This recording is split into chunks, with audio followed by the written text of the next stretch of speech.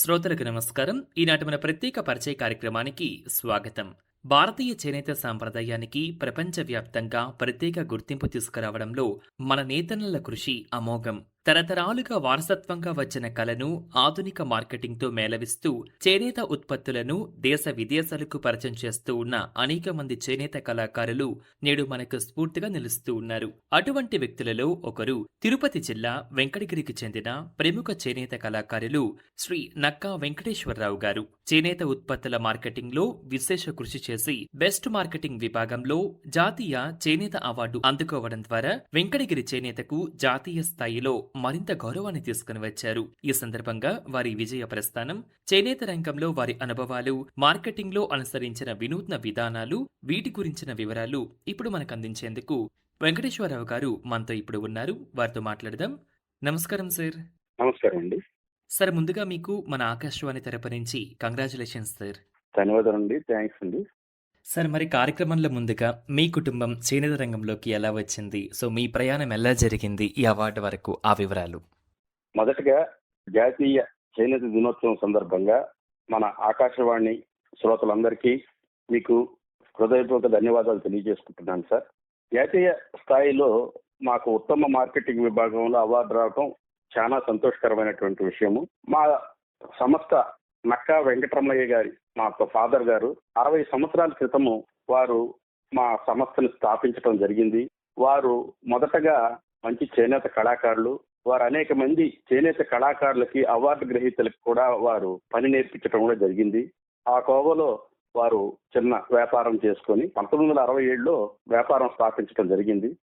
అప్పుడు వారు ముగ్గురు కలిసి ఒక వ్యాపార సంస్థను స్టార్ట్ చేసి తద్వారా ముందుకు పోయి 1990లో వేరైన తర్వాత నక్కా వెంకటరమణయ్య గారే సంస్థను కంటిన్యూ చేయటం, వారికి తోడ్పాటుగా నక్కా వెంకటేశ్వరరావు నేను, మా సోదరుడు నక్కా దుర్గాప్రసాద్ కలిసి మా తండ్రి గారికి సపోర్ట్గా ఉండి వ్యాపారం నడిపించుకుంటూ వస్తున్నాం. ఆ కోవలో మా ఫాదరు ఇప్పుడు కూడా క్వాలిటీ విషయంలో కానీ నాణ్యత విషయంలో కానీ మంచి డిజైన్స్ ఎప్పటికప్పుడు ఏ తరానికి సంబంధించినటువంటి డిజైన్స్ ని ఆ తరానికి అందించే విధంగా కూడా వారు అనేక నైపుణ్యం కలిగినటువంటి జామ్దాని వర్క్లో మంచి దిట్ట. ఆ కోవకు సంబంధించి దానికి ఎప్పుడు కూడా వాళ్ళు రాజీ పడేవాళ్ళు కాదు, క్వాలిటీ విషయంలో కానీ పని విషయంలో కానీ. అప్పుడు ఆయన చేస్తున్నటువంటి ఆ ఇది మాకు కూడా ఆ వ్యాపారంలో మేము అదే పందాలో మేము కూడా నడవటం కూడా జరిగింది. తర్వాత మా పిల్లలైన నాకు 2 పిల్లలు. మా పిల్లలు ఒక పెద్ద అబ్బాయి జయకుమార్, అతను ఎంటెక్ చేసి స్ట్రక్చరల్ ఇంజనీర్ గా చేసి కూడా వారు కూడా ఇప్పుడు వ్యాపారంలో మాకు సపోర్ట్ గా ఉన్నారు. రెండో అబ్బాయి సుమంత్ ఆర్కిటెక్చర్ చేసి కన్స్ట్రక్షన్స్ ఫీల్డ్ మరియు మా సంస్థకు సంబంధించినట్టుగా అనేక టెక్నికల్ విషయాల్లో కూడా నాకు తోడ్పాటుగా ఉండటం కూడా జరిగింది.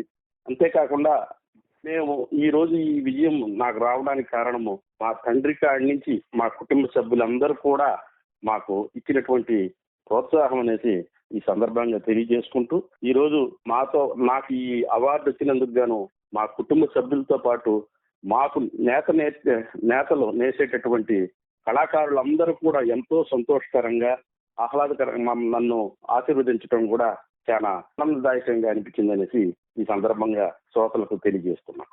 సార్, మన రాష్ట్రంలోనే అనేక చేనేత చీరలు ఉండడం జరుగుతూ ఉంది. మరి వెంకటగిరి చీరకు ఉన్న ప్రత్యేకత ఏంటి అన్నింటిలో కల్లా? వెంకటగిరి చీరలు గతంలో రాజుల కాలం నుంచి కూడా పోషించడం జరిగిందండి. చాలా నైస్ పోగులు అప్పట్లో 140 నెంబర్ దారంతో కూడా నేయటం కూడా జరిగింది. ఆ రోజుల్లో జామ్దాని వర్క్ గాని ఈ టెక్నిక్ మిగతా దగ్గరలా ఉన్నప్పటికి కూడా అంత నైస్ దారంతో నేసే పరిస్థితి మిగతా దగ్గరలో లేదు. ఒకవేళ నేసిన ముతక రకాలు అంటే 80s 60s అట్లాంటి కౌంట్స్ తో నేస్తూ ఉంటారు. అది కాకుండా ఈ నేత చూస్తే మీకు గ్రాఫ్ గీసినట్టుగా ఉంటుంది. ఆ డిజైన్ కూడా గ్రాఫ్ గీసినట్టుగా ఉంటుంది. చూస్తే ఆ డిజైన్ మిగతా డిజైన్ తో పోల్చుకుంటే ఒక డిఫరెంట్ గా ఉంటుంది. నేత కూడా ప్రతి వాటికి కూడా చాలా స్మూత్ గా ఉంటుంది. సార్, మనం మార్కెటింగ్ గురించి మాట్లాడితే కనుక, సో మీరు ఈ మార్కెటింగ్ చేసేటప్పుడు ఎలాంటి ప్రత్యేక వ్యూహాలను అమలు పరిచారంటారు? మొదటిగా క్వాలిటీ కంపల్సరీగా మెయింటైన్ చేస్తాం మేము. ఎప్పుడు కూడా క్వాలిటీలో రాజీ పడము.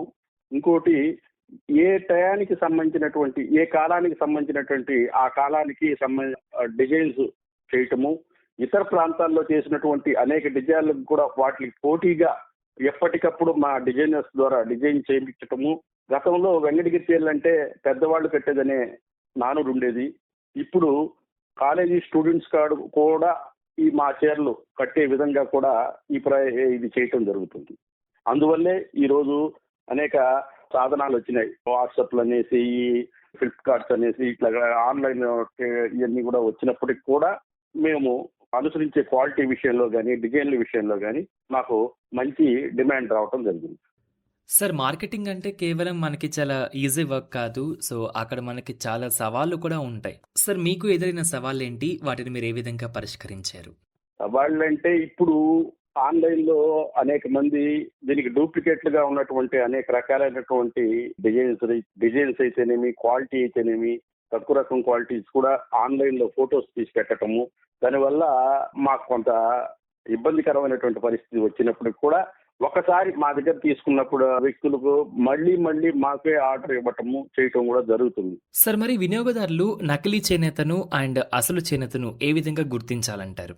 నకిలీ చేనేత ఉత్పత్తులు నేడు చేనేత రంగం ఎదుర్కొంటున్న అతి పెద్ద సవాళ్లలో ఒకటి. యంత్రాలతో తయారైన వస్త్రాలను చేనేత పేరుతో విక్రయించడం వల్ల అసలు చేనేతలకు అన్యాయం జరుగుతుంది. దీని ప్రభావం కేవలం అమ్మకాలపైనే కాదు, నేత కార్మికుల జీవనోపాధి, సంప్రదాయ కళ.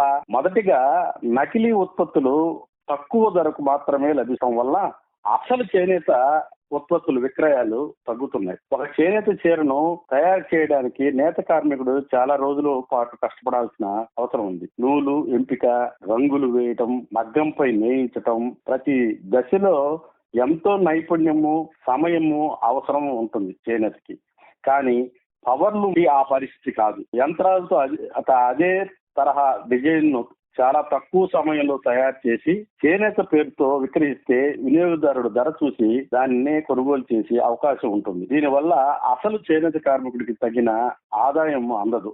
అందుకే నకిలీ ఉత్పత్తులను అరికట్టడం అనేది చేనేత రంగం పరిరక్షణలో అత్యంత కీలకమైనటువంటి అంశం అనేసి ఈ సందర్భంగా మీకు తెలియజేస్తున్నా. వినియోగదారులు కూడా కొంత అవగాహనతో అసలు చేనేతను గుర్తించడం, మొదటగా ప్రభుత్వం గుర్తింపు పొందినటువంటి హ్యాండ్లూమ్ మార్క్ అయితేనేమి, ఉత్పత్తులు కొనుగోలు చేసేటప్పుడు మంచి అయినటువంటి భౌగోళిక గుర్తింపు పొందినటువంటి వెంకటగిరి, ఉప్పాడ, పోచంపల్లి, ధర్మవరం వంటి చేనేత ఉత్పత్తులను విశ్వసనీయ సంస్థలు, ప్రభుత్వ ఎంపోరియాల నుండి కొనుగోలు చేయటమే కాకుండా అసలు చేనేత వస్త్రం చిన్న చిన్న అసమానతలు కనిపిస్తాయి. అంటే ఇప్పుడు చేనేతకి పవర్లూమ్కి తేడా ఏమిటంటే, చేనేత మగ్గంలో నేస్తే అంచులో ఉన్నటువంటి సన్న సన్న రంధ్రాలు ఉంటాయి. ఆ రంధ్రాలని ఒకటి ఉంటుంది. అదే పవర్ లూమ్ లో ఆ రంధ్రాలు ఉండదు, డైరెక్ట్ గా చేయటం జరుగుతుంది. అలాగే హెచ్చు తగ్గులుగా ఉంటుంది. చేనేతకైతే ఈవెన్ గా నేత ఒకటేగా ఆడటం జరగదు, ఎందుకంటే మనిషి చేస్తూ ఉంటాడు కాబట్టి ఈవెన్ గా ఉండదు. అదే పవర్ లూమ్ లో అయితే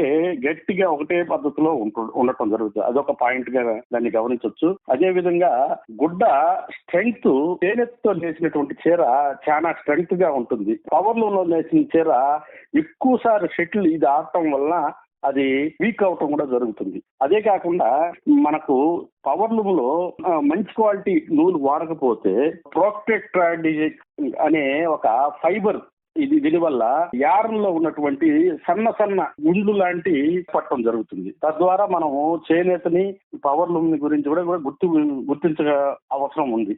అంతేకాకుండా చేనేత చీర కట్టుకుంటే చల్లగాను, గాలి తోలటం గానీ ఇవన్నీ ఉంటుంది. పవర్ లూమ్ లో అటువంటి అవకాశాలు తక్కువగా ఉంటుంది. సార్, ఇప్పుడు మనమైతే కనుక డిజిటల్ యుగంలో ఉన్నాము. అంటే ఇక్కడ మనకి social media and e commerce ఇవన్నీ కూడా పోటాపోటీగా ఎదుగుతూ ఉన్నాయి. ఇవి ఈ చేనేత రంగానికి ఎంతవరకు ఉపయోగపడుతూ ఉన్నాయి?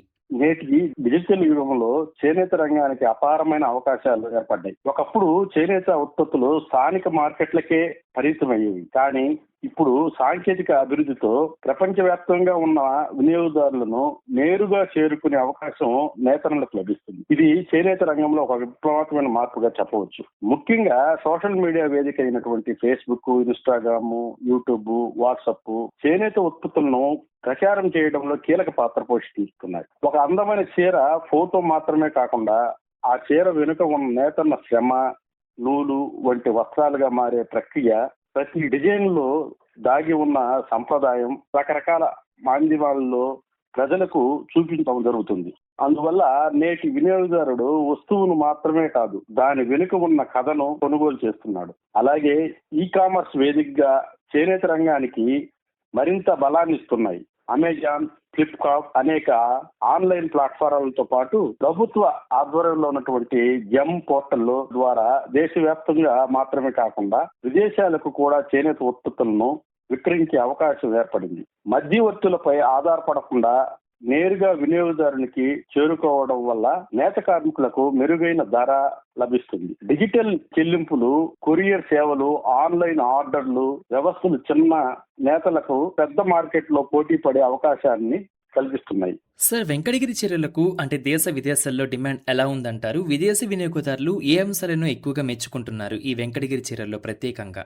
వెంకటగిరి చీర గతంలో మన ఇండియాలోనే కొన్ని ప్రాంతాలు, తెలుగు రాష్ట్రాల్లో కావచ్చు, ఆంధ్ర, తమిళనాడు, ఢిల్లీ, బాంబే లాంటి ప్రాంతాల్లో మన వెంకటగిరి చీరలో డిమాండ్ గా ఉండేది. ఒక చలి ప్రాంతాలైనటువంటి కర్ణాటక ఇటువంటి ప్రాంతాల్లో కొంచెం తక్కువగా ఉండేది.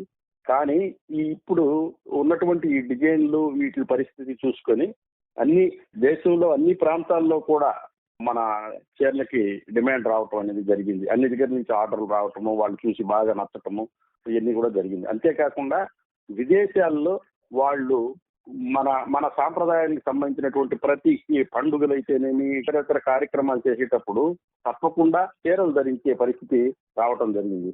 వాళ్ళు తప్పకుండా వెంకటగిరి చీరని ఎక్కువ మంది తీసుకోవటం మాకు చాలా సంతోషకరమైన విషయము. వాళ్ళు దగ్గర కూడా అక్కడ అప్పుడప్పుడు ఆర్డర్స్ రావటము, సంవత్సరంలో 1-2 దఫాలు వచ్చి వాళ్ళు బల్క్గా తీసుకోవటం కూడా జరుగుతుంది. సార్, ఈ చేనేత రంగానికి సంబంధించి మాట్లాడితే యువత పాల్గొనడం తగ్గుతుందని చెప్పి అంటూ ఉన్నారు. మరి ఈ రంగం వైపు యువతను ఆకర్షించడానికి ఏం చేయాలంటారు? తప్పకుండా ఇప్పుడు ఏమైపోతుందంటే, గతంలో వేజెస్ చాలా తక్కువగా ఉండేవి. కేవలము కాటన్ ఐటమే నేయటము, అందువల్ల వేజెస్ తక్కువ రావటము, దానికి తగ్గ పోటీ తెచ్చుకొని ఆ చీరలు అమ్మేటప్పటికి కొంచెం కష్టతరమైన పరిస్థితి. ఇప్పుడు ఖర్చు రావటము, కొత్త డిజైన్స్ కూడా కొంచెం నైపుణ్యం కలిగినటువంటి డిజైన్స్ రావటం, ఇవన్నీ రావటం వలన కొంచెం రేటు కూడా గిట్టుబాటు ధర రావటం కూడా జరుగుతుంది. అందుకే ఇప్పుడు ఎప్పటికి కూడా చేనేత కళ, భారతదేశం ఉన్నంత వరకు చేనేత కళ ఎప్పుడు కూడా శాశ్వతంగా ఉంటదనేసి నా అభిప్రాయం. ఎందుకంటే ఇప్పుడు సాఫ్ట్వేర్ రంగాల్లో, అన్ని రంగాల్లో కూడా కొంతకాలం తర్వాత ఏదో ఒక పరిస్థితి రావటము, అక్కడి నుంచి చాలా మంది ఇబ్బంది పడటం అది జరుగుతుంది. కానీ చేనేత రంగంలో ఒడిదుడుకులు ఉన్నప్పటికీ కూడా శాశ్వతంగా ఉంటుందనేసి నా అభిప్రాయము. రానున్న రోజుల్లో సరైన ప్రోత్సాహము, గిట్టుబాటు ధరలు ఈ రావటం వల్ల రానున్న తరం వారు కూడా వస్తారనేసి నా అభిప్రాయం. సార్, మరి ఈ చేనేత కార్మికుల యొక్క సంక్షేమం, మార్కెటింగ్, ఉపాధి అవకాశాల పెంపు కోసం ప్రభుత్వం ఎలాంటి తోడ్పాటును అందిస్తుందంటారు? ప్రభుత్వం కూడా చేనేత రంగం అభివృద్ధికి అనేక చర్యలు, చేనేత కార్మికులకు నూలు సబ్సిడీ, తక్కువ వడ్డీ రుణాలు, వర్కింగ్ క్యాపిటల్ సౌకర్యాలు, డిజైన్ అభివృద్ధి, నైపుణ్య శిక్షణ, ఆధునికీకరణ మగ్గాల వినియోగంపై శిక్షణ వంటి కార్యక్రమాలు అమలు చేస్తుంది. జాతీయ చేనేత అభివృద్ధి కార్యక్రమంలో క్లస్టర్ అభివృద్ధి, సాధారణ సౌకర్య కేంద్రాల ఏర్పాటు, మార్కెటింగ్ సహాయము, ప్రదర్శనలు, ఎక్స్పోలు ఇవన్నీ చేస్తున్న ఆరోగ్య బీమా, జీవిత బీమా, పెన్షన్ వంటి సంక్షేమ పథకాలు కూడా నేతలకు భరోసా కల్పిస్తున్నా కూడా ప్రస్తుత ప్రభుత్వం vocal for local, make in India, ఆత్మ నిర్భర్ భారత్ వంటి కార్యక్రమాల ద్వారా స్వదేశీ ఉత్పత్తులను ప్రోత్సహిస్తుంది.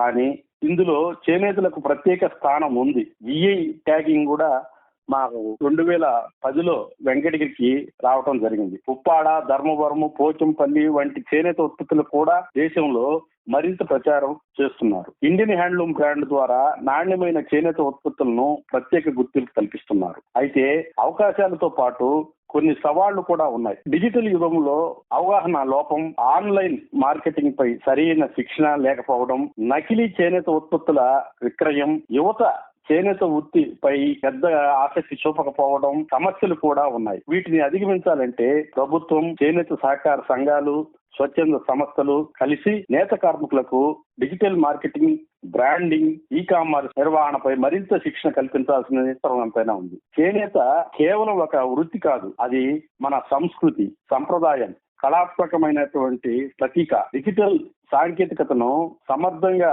వినియోగించుకుంటూ ప్రభుత్వ మద్దతును సద్వినియోగం చేసుకుంటూ నేతన్నల శ్రమను తగిన గుర్తింపు, గౌరవం, ఆదాయం లభిస్తుందని, అదే నిజమైన ఆత్మనిర్భర్ చేనేతకు బాటలు వేస్తుందని నా అభిప్రాయం. సార్, మరి రాబోయే రోజుల్లో వెంకటగిరి చేనేతను ప్రపంచ స్థాయికి తీసుకెళ్లేందుకు మీరు ఎలాంటి లక్ష్యాలు పెట్టుకొని ఉన్నారు? అదే ఇప్పుడు మీకు చెప్పినట్లు విధంగానే విదేశాల్లో కూడా ఇప్పుడు బంగ్లాదేశ్ కొన్ని దేశాల్లో మన ఎక్స్పోర్ట్ అయితే ఏ దేశం నుంచి ఉందో అక్కడి నుంచి వాళ్ళ దగ్గర ఉన్నటువంటి టెక్నిక్స్ అన్ని కూడా కొంత అధ్యయనం చేసి వాటికి దీటుగా మన వెంకటగిరి చీరని తీసుకొని పోవాలని, అలాగే కేవలం చీరలే కాకుండా డ్రెస్ మెటీరియల్స్, హ్యాంగర్స్ మెటీరియల్స్ మొదలుకున్నటువంటి అన్ని కూడా మన ఈ టెక్నిక్స్ తో చేస్తే మంచి డిమాండ్ విదేశాలకు కూడా ఉంటుంది. తద్వారా విదేశీ మార్గద్రవ్యం కూడా మన భారతదేశానికి ఉంటుందనేసి నా అభిప్రాయం. సార్, మరి మీ విజయంలో కుటుంబ సభ్యులు, నేయగాళ్ళు, సహచరుల పాత్ర గురించి వివరిస్తారా? మేము చేసినటువంటి ఎప్పుడైతే ఒక వేవర్ని మేము తీసుకుంటామో ఆ వేవరు వాళ్ళని ఆ పని కంటిన్యూగా ఏ టైం వచ్చినా కూడా వాళ్ళకి ఇవ్వాల్సిన ముడిసరికి అయితేనేమి, వాళ్ళకి ఆర్థికంగా సహాయం చేయటం అయితేనేమి, మొదట అన్ని విషయాలు కూడా మేము చూడటం జరుగుతుంది.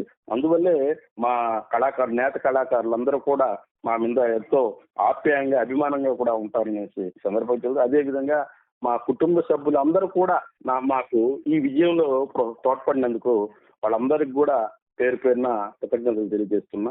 అలాగే మేము సప్లై చేసినటువంటి షాప్ వాళ్ళు అయితేనేమి అందరూ కూడా మాకు ఈ క్వాలిటీని ఫుల్ గా వాళ్ళు సపోర్ట్ చేసినందుకు ఈ సందర్భంగా మీ ద్వారా కృతజ్ఞతలు తెలియజేస్తున్నాం. సార్, మొదట్లో మీరు జామ్దాని అనే పదాన్ని ప్రస్తావించారు కదా. సో ఈ వెంకటగిరి చీరల్లో జామ్దానికి ఉన్న ప్రత్యేకతలు ఏంటి? ఇప్పుడు కొన్న చిట్ అని ఉంది. ఇప్పుడు మన వెంకటగిరి చీరలకి 17 జాతీయ అవార్డులు రావటం జరిగింది. ఆ 17 కూడా డిజైన్స్ డిఫరెంట్ గా ఉంటాయి. ఆ డిజైన్ లో నేత గానీ, ఆ పూతలు తీసే టెక్నిక్స్ గానీ అన్ని డిఫరెంట్ గా ఉంటుంది. నేను మీకు మొదటగా చెప్పినట్టు మనం గ్రాఫ్ గీసి పెయింట్ చేస్తే ఎట్టుంటుందో ఆ విధంగా ఉంటుంది అనమాట ఆ జామదాని వర్క్ మా వెంకటగిరిలో నేను చెప్పాను. అలాగే ఇక్కడ ఉన్న కళాకారులు నేత గానీ, ఆ నేత టెక్నిక్ గానీ డిఫరెంట్ గా ఉంటుంది. సార్, మరి ఈ చేనేత రంగంలోకి రావాలనుకునే యువ పారిశ్రామికవేత్తలకు మీరు ఇచ్చే ముఖ్యమైన సూచనలు ఏమిటి? తప్పకుండా అండి, మా చేనేత కళలో ఉన్నటువంటి టెక్నిక్స్ నేర్చుకుంటే తప్పకుండా కూడా యువత నెలకి మినిమం 30-40 వేల నుంచి ఇంకా ఎక్కువ కూడా కొనే పరిస్థితి కూడా ఇప్పుడు రోజుల్లో ఉందనేసి ఈ సందర్భంగా తెలియజేస్తున్నా. దాని ద్వారా రాబోయే రోజుల్లో ఈ సాఫ్ట్వేర్ రంగం కన్నా ఇంట్లో కూర్చొని ఈ పని చేసుకుంటే మేలు అనే పరిస్థితి కూడా రాబోయే రోజుల్లో వస్తుంది.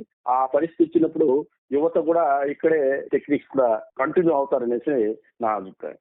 సార్, కార్యక్రమంలో చివరిగా ఇవాళ జాతీయ చేనేత దినోత్సవం సందర్భంగా మన ఆకాశవాణి శ్రోతలకు మీరు చెప్పదలుచుకున్న సందేశం సార్. ప్రతి ఒక్కరు కూడా చేనేత వస్త్రాలు ధరించాలా, చేనేత వస్త్రాన్ని ప్రోత్సహించాలా. ఒక చేనేత వస్త్రం మనం తీసుకుంటే ఒక చేనేత కుటుంబానికి మనం ప్రోత్సహించినదిగా నేను భావిస్తూ ప్రతి ఒక్కరు కూడా ఆకాశవాణి శ్రోతలందరూ కూడా చేనేత వస్త్రాలు ధరించాలనేసి ఈ సందర్భంగా నమస్కారాలు తెలియజేసుకుంటూ, మీరు మాకు ఈ అవకాశం ఇచ్చినందుకు మీకు ఆకాశవాణికి ప్రత్యేక ధన్యవాదాలు తెలియజేస్తాను. సార్, ఇంతవరకు ఈనాటి మన ప్రత్యేక పరిచయ కార్యక్రమంలో మీరు పాల్గొని ఇవాళ జాతీయ చేనేత దినోత్సవం సందర్భంగా పూర్తి సమాచారం మన ఆకాశవాణి శ్రోతలకు అందించినందుకు మీకు మరోసారి ధన్యవాదాలు సార్. మీరు మాకు ఈ అవకాశం ఇచ్చినందుకు మీకు ఆకాశవాణికి ప్రత్యేక ధన్యవాదాలు తెలియజేస్తాను.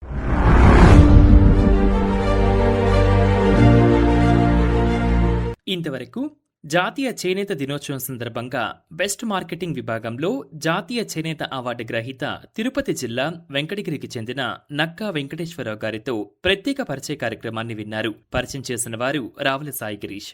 ఈ కార్యక్రమాన్ని మీరు మరలా వినాలనుకుంటే ఆకాశవాణి విజయవాడ ప్రాంతీయ వార్తా విభాగం యూట్యూబ్ ఛానల్ ఆకాశవాణి న్యూస్ విజయవాడలో వీక్షించగలరు. ఈ కార్యక్రమం ప్రాంతీయ వార్తా విభాగం ఆకాశవాణి విజయవాడ కేంద్ర సమర్పణ.